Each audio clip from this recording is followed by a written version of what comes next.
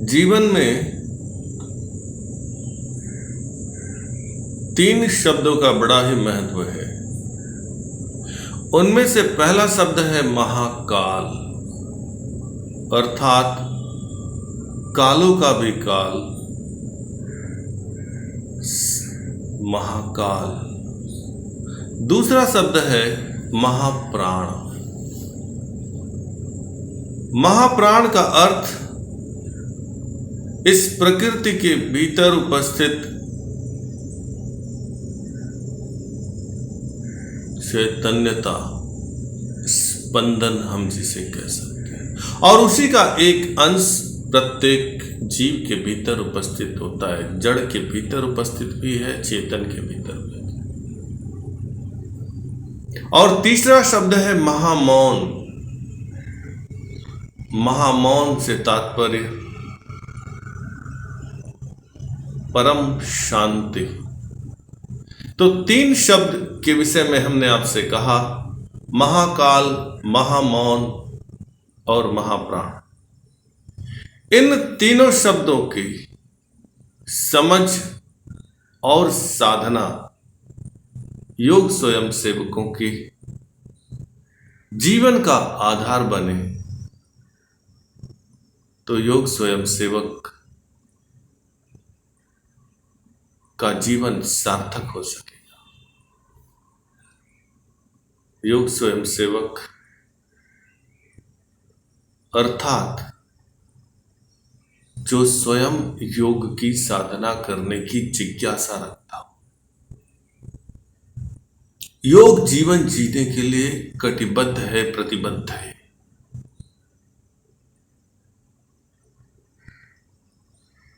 और शिव भक्त है।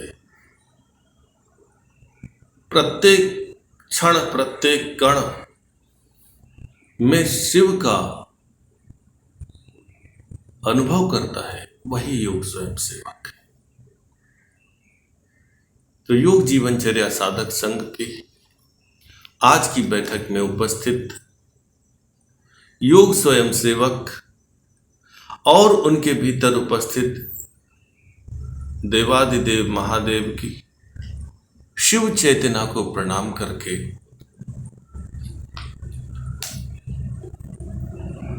आज की शिव संहिता के चतुर्थ पटल पर आधारित शिव भक्ति योग कथा प्रारंभ करते हैं। शिव भक्ति योग कथा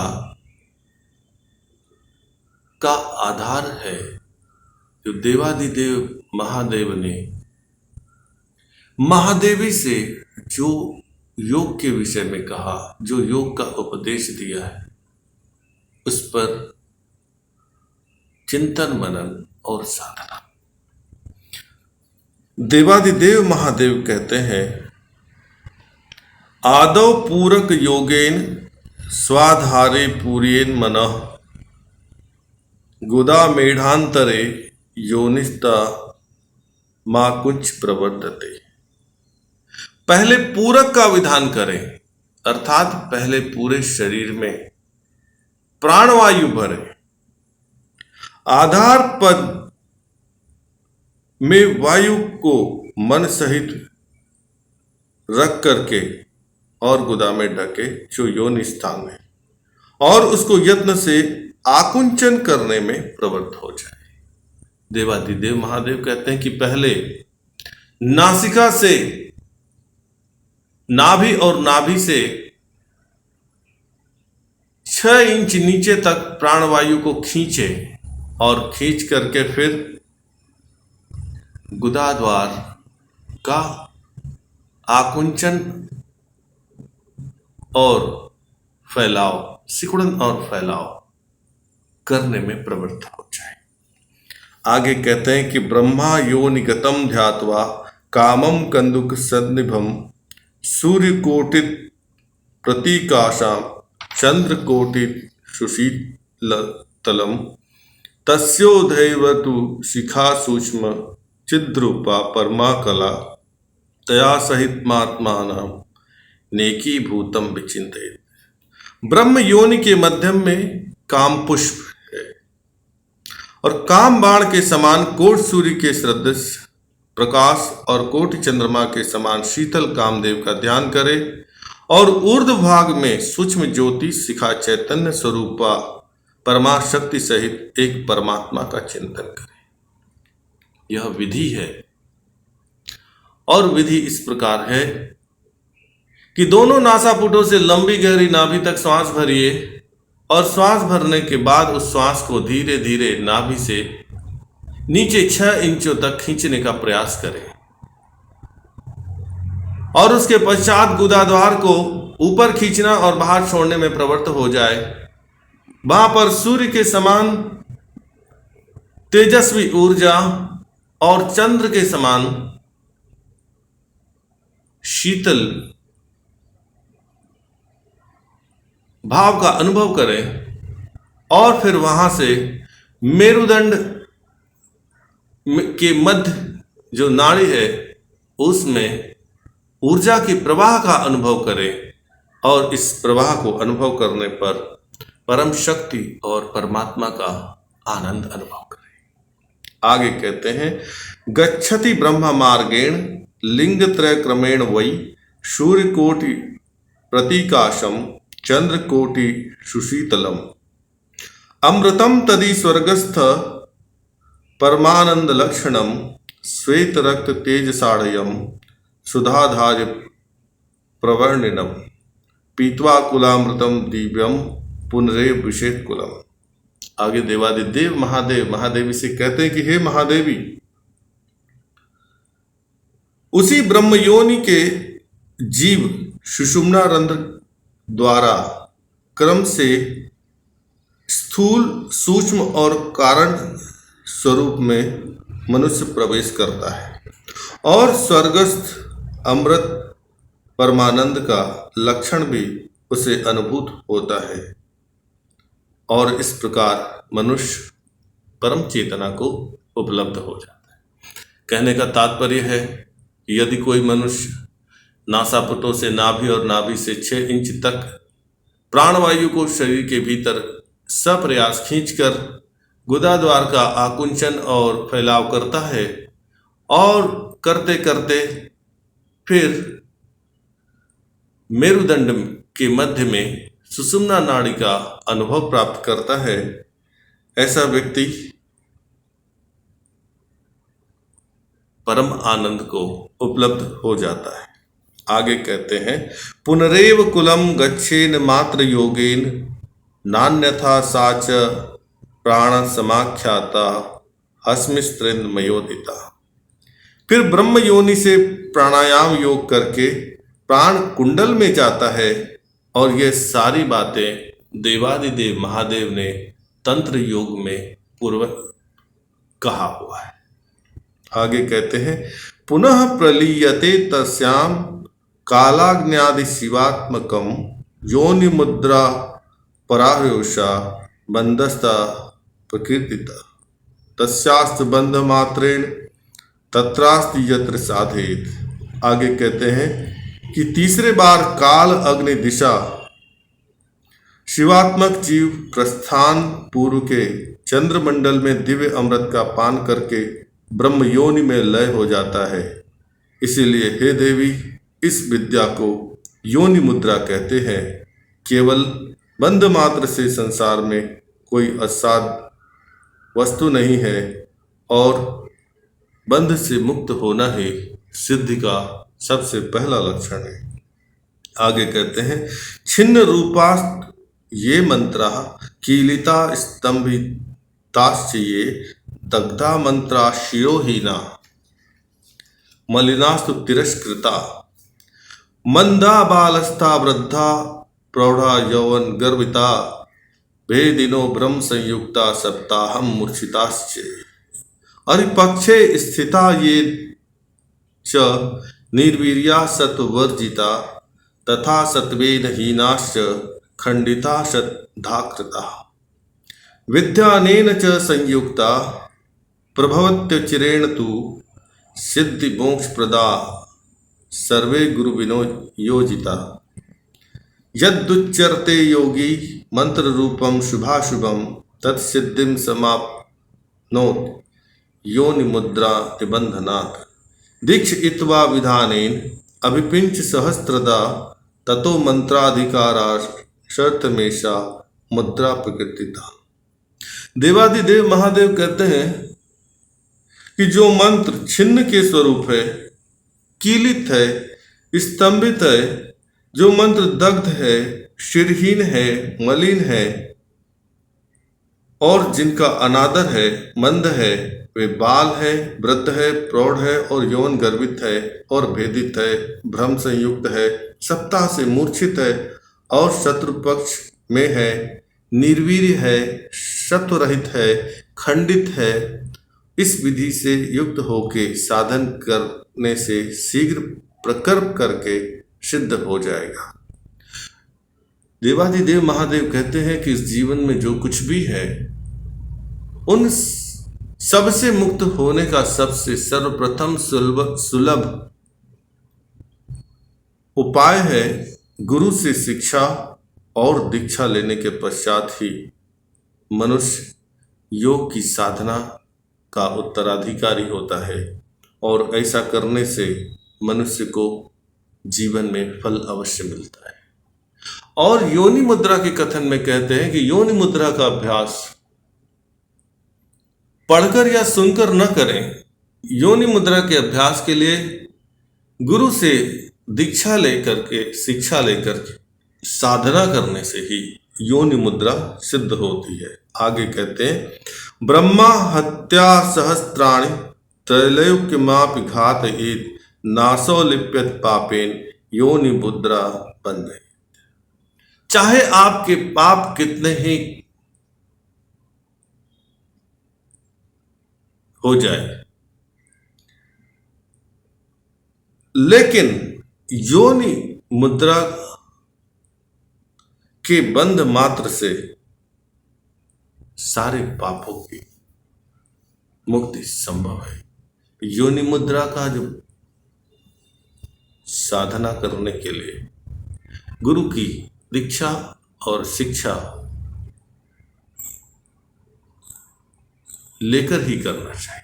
आगे कहते हैं गुरुहा च सुरापि च सेति च गुरु लगप एतै पापेन बाध्येत योन मुद्रा निबंधनात्। गुरु घातक, मदपाई, चोर, गुरु की शैया में रमण करने वाला, ऐसे अनेक पातक के सभी साधक योग निमुद्रा से बंधमान न होगा। तो यहां पर बताया कि योग मुद्रा किनको फलित नहीं होती है? जो गुरु के साथ छल कपट करता है, जो मद्यपान करता है, जो चोरी का कार्य करता है और जो गुरु की शैया में सोता है, ऐसे व्यक्ति को योनि मुद्रा का प्रभाव नहीं पड़ता। आगे कहते हैं तस्मादभ्यसनम नित्यम कर्तव्यम मोक्षकांग विभि अभ्यास जायते सिद्धिर अभ्यास शान मोक्ष आपनुयात। इस हेतु मोक्षकांक्षी को उचित है कि वह नित्य अभ्यास करे। अभ्यास से ही सिद्धि होती है और अभ्यास से ही मुक्ति मिलती है। कौन सा अभ्यास करना चाहिए? सबसे पहला अभ्यास छल कपट से मुक्त होना है, मद्यपान से मुक्त होना है, चोरी के कर्म से मुक्त होना है और गुरु के साथ दुराचरण से मुक्त होना है। ये 4 प्रकार के यदि आपने कर्म कर लिए हैं तो आपको सिद्धि संभव है। आगे कहते हैं संविद लभते अभ्यासम द्योगो गोपिसात प्रवर्ते मुद्राणाम सिद्धि अभ्यासाद वायु साधनम कालवचनमाभ्यासात मृत्युंजयो भवेत् वाक्य सिद्धि कामचारित्व भवेद अभ्यास योगा। महादेव महादेवी से कहते हैं महादेवी अभ्यास से ज्ञान प्राप्त होता है। बड़ा ही महत्वपूर्ण सूत्र है कि अभ्यास से ज्ञान प्राप्त होता है अभ्यास से योग में प्रवृत्ति होती है, अभ्यास से मुद्रा सिद्ध होती है, अभ्यास से वायु का साधन होता है और अभ्यास से मनुष्य काल से बचता है, अभ्यास से मृत्युंजय हो जाता है, अभ्यास से वाक्य सिद्धि होती है, अभ्यास से मनुष्य इच्छाधारी हो जाता है। सब सिद्धि का मूल कारण है अभ्यास। इसलिए हे योग स्वयं सेवकों, आलस छोड़कर, माया मोह छोड़कर योग की साधना का अभ्यास करने से मनुष्य स्वस्थ भी रहेगा और बंधनों से मुक्त भी रहेगा। आगे कहते हैं, योनि मुद्रा परम गोप्या न देया यस्य कश्चित् सर्वथा नैव दातव्या प्राणय कंठ गतैरपि। यह योनि मुद्रा परम गोपनीय है, अनाधिकृत को कदापि न दीजिए। यह सर्वथा देने योग्य नहीं है, यदि कंठगत प्राण हो जाए तो भी देना उचित नहीं है। देवादिदेव महादेव कहते हैं, योग की साधना, मुद्राओं की साधना अत्यंत गोपनीय है और अधिकृत को ही दी जानी चाहिए। अधुनाम कथिष्यामि योग सिद्धि करम परम गोपनीयम सुसिद्धानाम योगम परम दुर्लभम। हे देवी, अब जो हम कहने जा रहे हैं वह परम सिद्धि देने वाला उपाय है। सिद्ध लोगों को इस परम दुर्लभ योग को गुप्त रखना ही उचित है। देवादिदेव महादेव इस पराविज्ञान, सूक्ष्म से सूक्ष्म विज्ञान के विषय में बताते हुए कहते हैं कि अत्यंत गोपनीय है और यह केवल अधिकृत व्यक्ति को ही दी जानी चाहिए। कहते हैं, सुप्ता गुरु प्रसादेन यदा जागर्ति कुंडली तदा सर्वाणि पद्यानि विदन्ते ग्रंथो अपि यच्च। गुरु के प्रसाद से अर्थात गुरु की कृपा से शक्तिपात के द्वारा कुंडलिनी देवी जब शरीर के भीतर जागृत होती है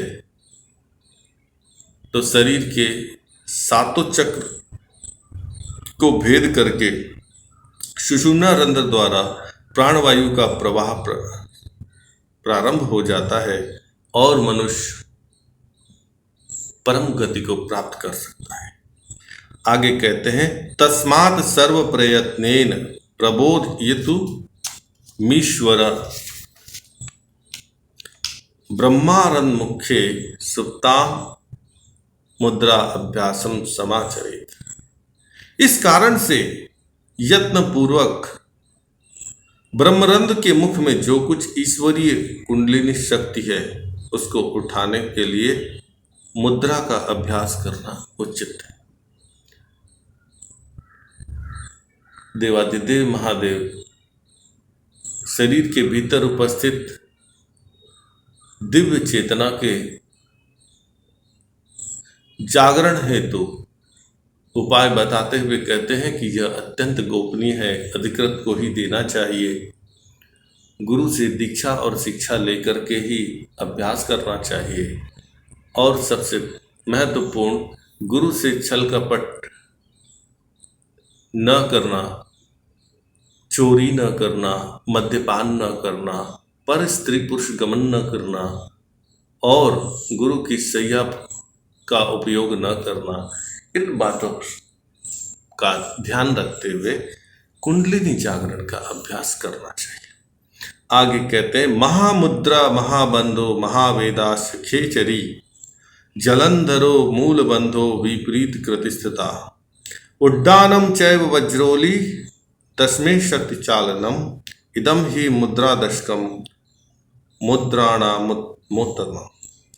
अब कहते हैं कि महामुद्रा महाबंध, महावेद खेचरी मुद्रा, जलंधर बंध मूल बंध विपरीत करणी मुद्रा, उड्डान बंध वज्रोली मुद्रा और दशवी शक्ति चालिनी मुद्रा है।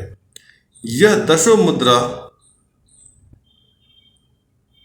अत्यंत रहस्यमयी, गोपनीय है और इनकी साधना गुरु की दीक्षा के पश्चात, शिक्षा के पश्चात ही करनी चाहिए। आगे कहते हैं, अथ मुद्रा कथनम। आज के लिए बस इतना ही।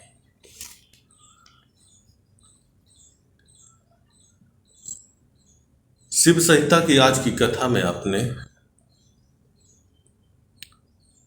देवादिदेव महादेव द्वारा महादेवी को मुद्राओं से संबंधित जो योग का उपदेश दिया है उसके विषय में सुना। शिव भक्ति कथा के लिए आवश्यक है कि जो कुछ भी देवादिदेव महादेव ने योग से संबंधित उपदेश दिए हैं उनका चिंतन मनन और अभ्यास करना आवश्यक हो सकता है। आपने शिव भक्ति योग कथा में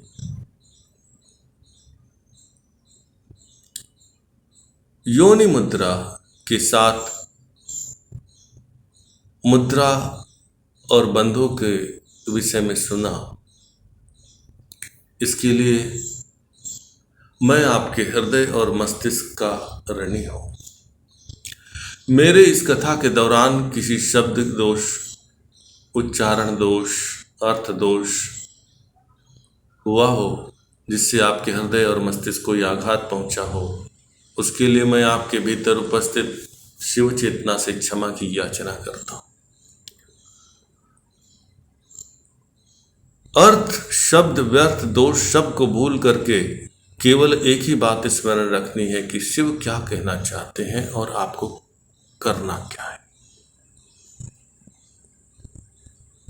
और यही बात कि फल्गु त्यक्त्वा सारम ग्रहीतव्य, व्यर्थ को त्याग करें, सार को ग्रहण करके जीवन के मार्गदर्शन का,